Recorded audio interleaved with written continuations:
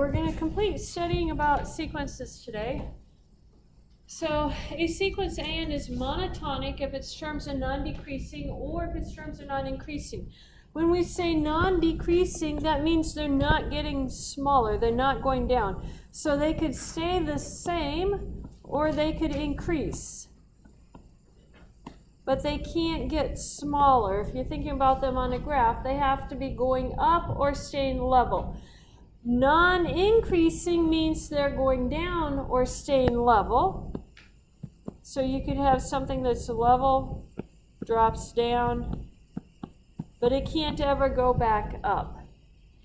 Those are our terminologies. Notice that I could tell you something is both non-increasing and non-decreasing. A straight line would be both non-increasing and non-decreasing.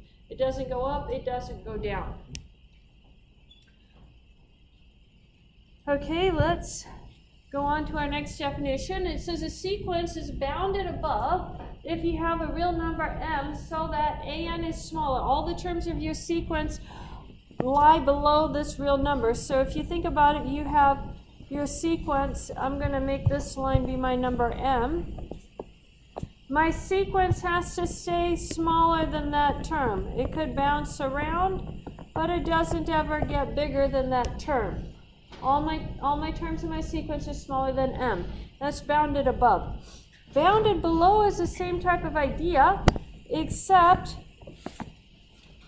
your value m is below your sequence. And so if these are the terms of the sequence, they bounce around, but they stay above. They don't ever get below it. Bounded means bounded above and below. So bounded would be something that has two lines. You could have one L and one M. They don't have to be the same numbers, and your sequence is in between them. That's bounded. Do you guys understand the idea of bounded? Bigger than something, smaller than something, between two things. Now, why do we care? A sequence is bounded. If a sequence is bounded and monotonic, then it converges. Bounded plus monotonic equals convergent.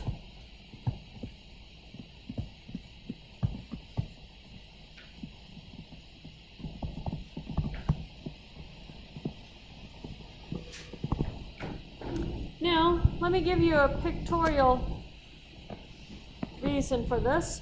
Suppose you have your sequence of terms, and I know that they're bounded, so let me get an upper bound for it. I'm going to call my upper bound U, and my lower bound maybe will be right here. We're going to call that L. I know my sequence has to live in between here. So suppose this is the first point in my sequence. If it's monotonic, it's not going to go either up or down, one or the other. So let's assume it's monotonic, non-decreasing. So I could be allowing my sequence to go up. So my next term could be horizontal or it can go up from it. Once it's gone up, it either stays horizontal or goes up again. So I'm going to let it go up. And it either stays horizontal or goes up again, so it can go up. But remember, I can't cross that upper bound. It either stays horizontal or it goes up again. But it can't cross that bound up there. So it has to approach it. Do you guys see that? If it's monotonic and bounded, it's either monotonic increasing, monotonic decreasing. If it's increasing, it's going up towards that upper bound. If it's decreasing, it's going down towards that lower bound. But it's either always increasing or horizontal, or decreasing or horizontal. And that forces it to get close to those bounds. Well, you say, what happens if you had a straight line? What if it was always horizontal? If it's always horizontal, those bounds are very close to each other then. In fact, they're equal to each other. Okay? If it's a horizontal line, if your sequence stays on a horizontal line, never varying up or down, then the upper bound and the lower bound equal each other, and they're equal to the terms of your sequence. Bounded plus monotonic equals convergent. Needs to go in your notebook. Remember, we had our little theorem from last time. We're adding to our little theorem. The little theorem for today is bounded plus monotonic equals convergent.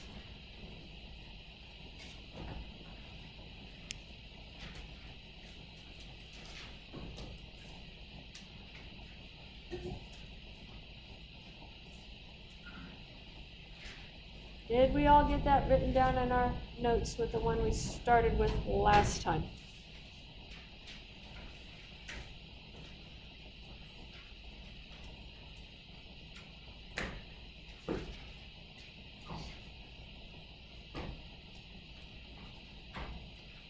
Okay, so let's start with some examples. Determine whether each sequence having the given nth term is monotonic. So we want to figure out if it's increasing or decreasing, or if it's staying horizontal. The first step that you're going to do on these problems is to check the first 3 to 4 terms.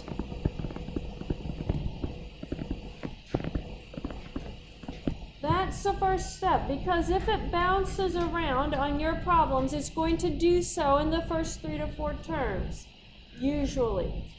Not every sequence is that way. They're giving you guys easy sequences. You could have a sequence that's horizontal for the first 10 billion terms, and then it starts bouncing around out there at the end.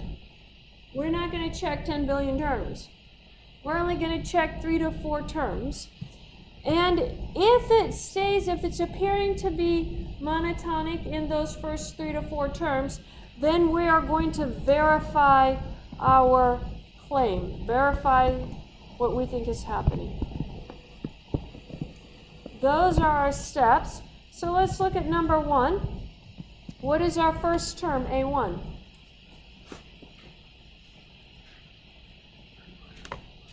Mm-hmm. 2. What is A2? Which becomes 4. At this point, we think it might be increasing. What is A3? 2.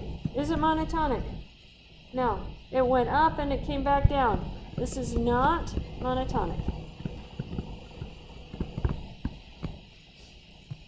If it goes up, comes back down, you don't have to verify it. You only have to verify it when you think it is monotonic. Let's look at our second one. What is the first term, B1? Yeah, 2 over 2 is 1. What is B2? 4 over 3, right? 1.3. What is B3? 6 over 4, which is 1.5. What is B4? It's 8 over 4 plus 1, 5. Yeah, 8 over 5, which is 1.6. So 1, 1.3, 1.5, 1.6. What do we think? Probably monotonic? Probably, and it looks like it's increasing. So to verify it, I want to show that Bn is less than or equal to Bn plus 1. That's what I need to verify. So let's plug it in. Bn is 2n over 1 plus n. Bn plus 1, I'm going to plug in n plus 1 where I see n.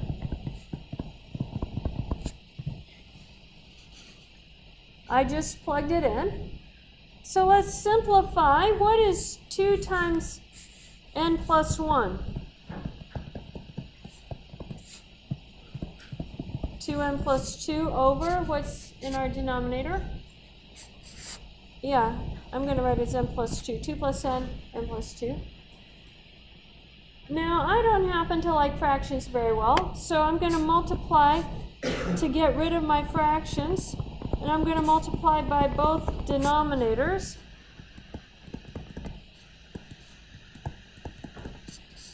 On the left-hand side, the n plus 1's cancel. On the right-hand side, the n plus 2's cancel. My inequality stays the same because my n's are natural numbers. They're bigger than 0. So I have 2n times n plus 2. I'm going to distribute that, and I get a 2n squared plus a 4n. And I want to know if that's less than or equal to, and distribute this one.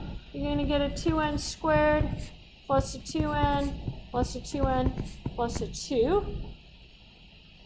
Is there anything that can cancel by subtraction here? Those 2n squareds are going to go away.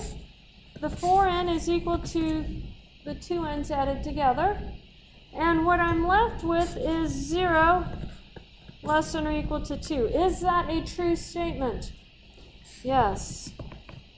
If that was a false statement, you'd flip your inequality and see if it worked at that point. This is a true statement, so I know that b sub n is monotonic increasing. Or you could write that as non-decreasing. I like increasing better. Monotonic increasing. Let's look at number 3. I'm going to put number 3 right here because I can. It'll fit.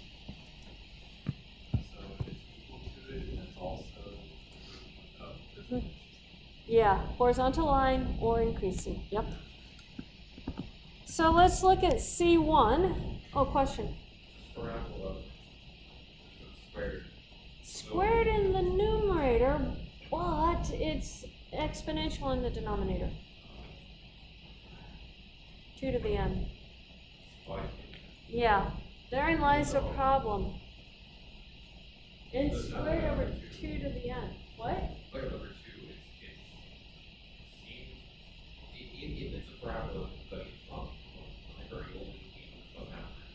You only started with n greater than 0. N greater than or equal to 1.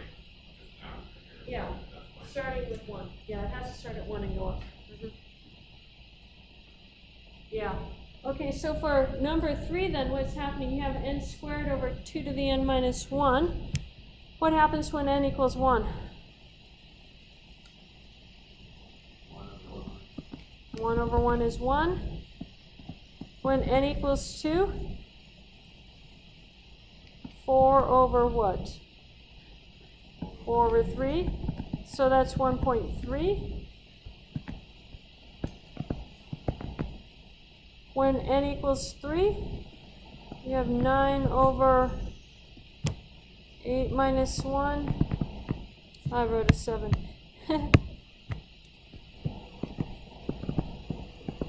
What is 9 divided by 7? 1.28. Do we see the problem? We went from 1 to 1.3 and then down to 1.28. Is this monotonic? No.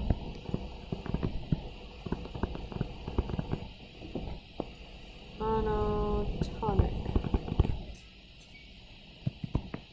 Not monotonic. Now, we can see number 1 easily that it's not monotonic. Number 3 is not so easy to see. Number 2, you can sort of guess that it's probably going to be monotonic because they're linear terms. They're going to grow about the same rate. But it's hard to see in number 3. And in fact, checking it to do the math for verifying it, you end up with what we call transcendental function. A function you can't solve except numerically. That would be plugging in numbers and trying to graph it using a graphing algorithm of some sort to see if they cross each other and they go up or down or stuff like that. You can't actually solve it because of that exponential in the denominator. It doesn't cancel. It doesn't go away. So the only way to do number 3 is to check these first few terms on it. That's what you're going to be doing on some of your homework problems. So check the first few terms before you verify them. Verification is a hard work. Only do it when you're pretty sure it's going to be monotonic. Any questions on that? Can we do that on our homework? Maybe. I got one yes. Okay, so let's look at another example here. Determine whether each sequence is monotonic and bounded. Is each sequence convergent or not? Remember, we have a little theorem that says monotonic plus bounded equals convergent. That doesn't necessarily mean that if it isn't monotonic, that it isn't going to converge, because there are some non-monotonic sequences that do converge. What it is telling you is if you have bounded, if you have monotonic, you know convergent. So let's look at our example here. We're going to check the first one for monotonic, so check the first few terms. What is A1? What is A2? What is A3? 1/3, then 1/4. What do we think? Monotonic? Yeah, probably. So let's check it. And we think it's decreasing, so the previous term is going to be bigger than the next term. That's what we want to verify. So let's plug this in. 1 over n. I want to check and see that that's bigger than 1 over n plus 1. Let's multiply both sides by n times n plus 1 by our denominators to get rid of our denominators. The n's cancel, the n plus 1's cancel, and I get n plus 1 greater than or equal to n. Does anything cancel here? Subtract n from both sides, and what do you have? 1 is greater than or equal to 0. Is that true? True. So I know that an is monotonic, decreasing. Now let's check and see if we can figure out some bounds. Looking at our sequence, what do we think is going to be the biggest value in our sequence? 1. So I know that 1 is going to be greater than or equal to all the terms of an. What do we think is smaller than all the terms of an? 0. Is it bounded? Bounded plus monotonic equals what? Convergent.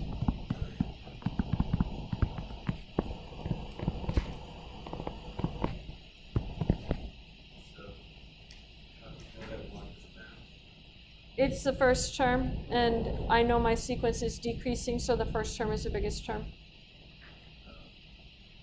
Yeah. And 0 because you know you're never actually going to get to 0. Yeah.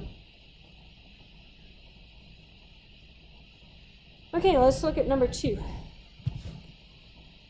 Let's check for monotonic. So let's plug in. B1 is going to be 1/2.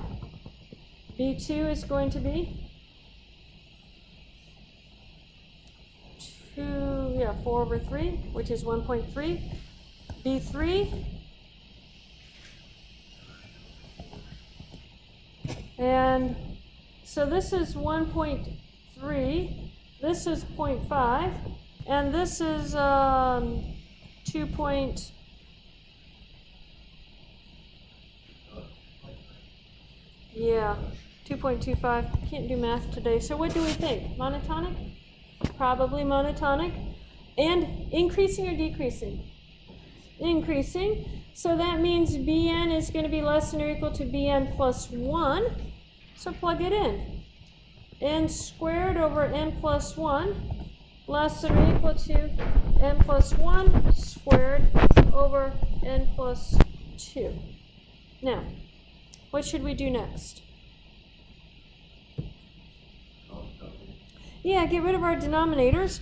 So I'm going to multiply by an n plus 1 times n plus 2 on both sides. I'm not going to squeeze that in very well, so I'm going to write it a little bit sideways.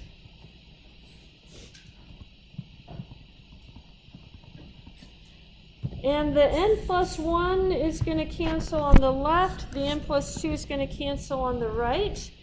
And I'm left with n squared times n plus 2. That becomes an n cubed plus a 2n squared. And on the left, I get an n plus 1 cubed. If you FOIL that out, well, I don't feel like FOILing it out. Have you guys ever seen Pascal's triangle? Yeah. 1, 1, 1, 1, 2, 1, 1, 3, 3, 1. They're the coefficients now for that, so I can FOIL it out. And we get an n cubed plus a 3n squared plus a 3n plus 1. Does anything cancel from both sides there by subtraction?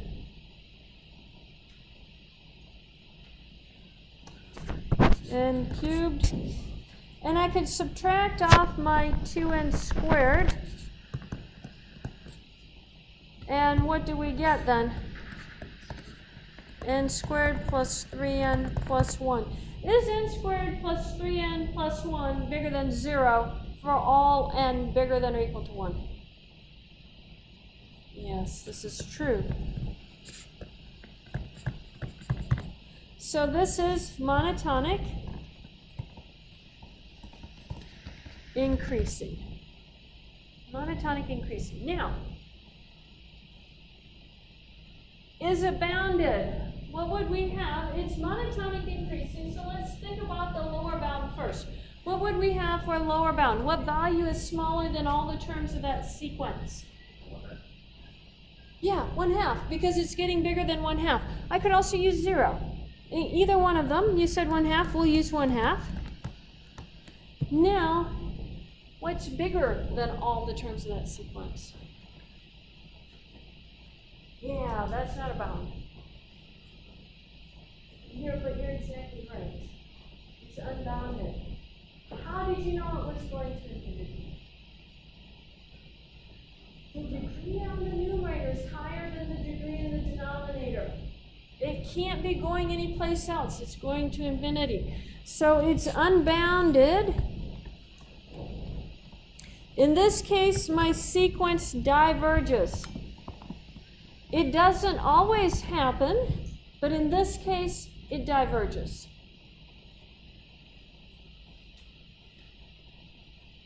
Monotonic increasing unbounded means it has to go to infinity. Let's look at the third one. I'm going to draw a line here. Let's look at this third one. What is C1? -1. What is C2? 1. What is C3? -1. Monotonic? No.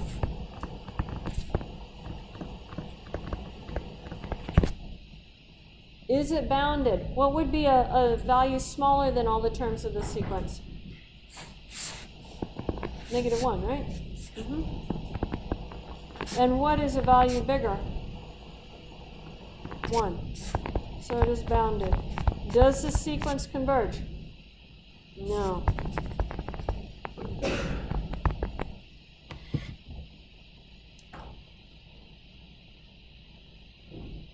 I want to show you an example of something that actually, oh, let's see if it's the next one. No.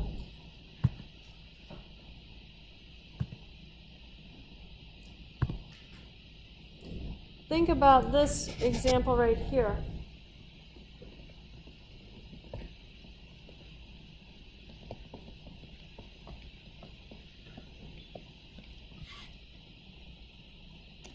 Let's see if this one is monotonic. What is D1? -1.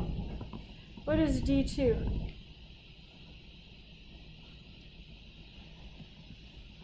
One-fourth. What is D3?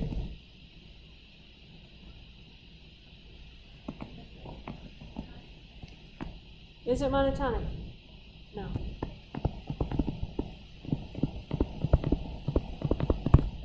Now, is it bounded? What is smaller than all the terms of your sequence?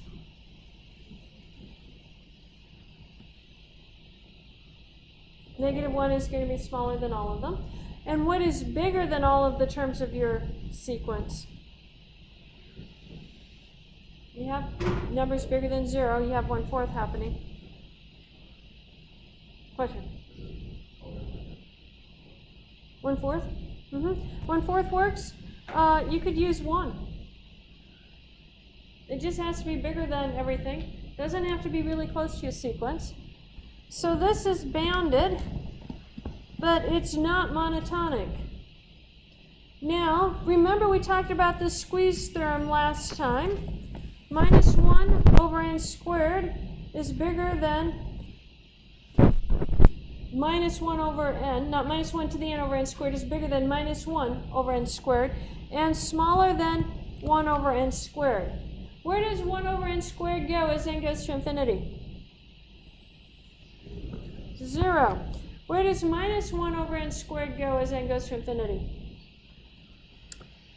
0. So where does the alternating sequence go? So this one converges. It wasn't monotonic, but it was bounded. If you don't have monotonic, you can still have a convergence sequence. However, if you don't have bounded, you don't have hope of convergence. You have to have bounded before you know you're going to have a hope of convergence. Any questions on that?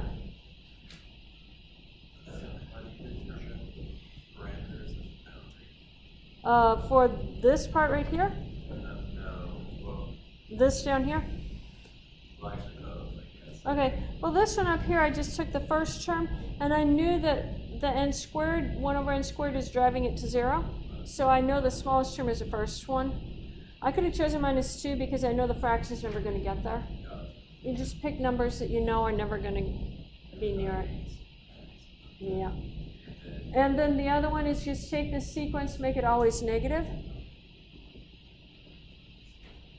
So I have this part right here, it's always negative. This one alternates negative and positive. So take the one that's always negative, put it on the left, and then take the one that's always positive, put it on the right. Take the limits of both of those. Yeah. Any other questions on that? Okay. Let's do a classwork.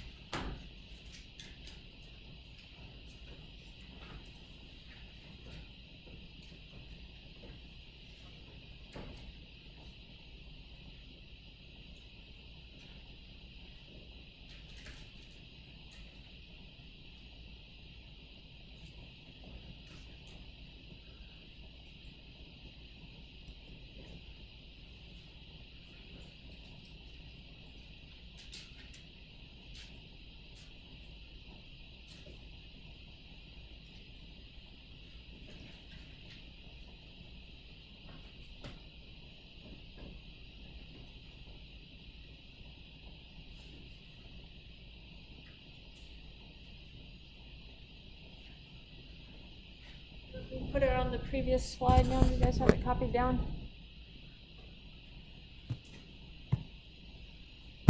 There you go.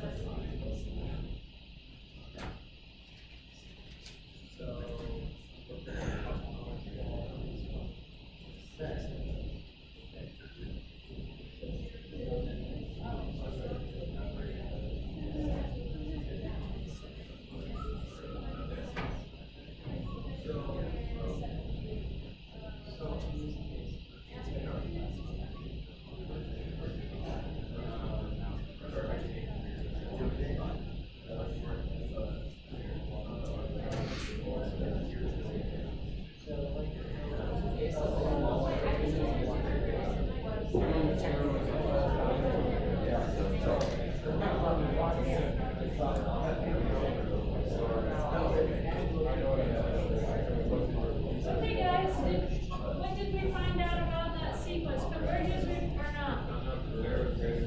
Converges. Was it monotonic? Yes. Was it bounded? Yes.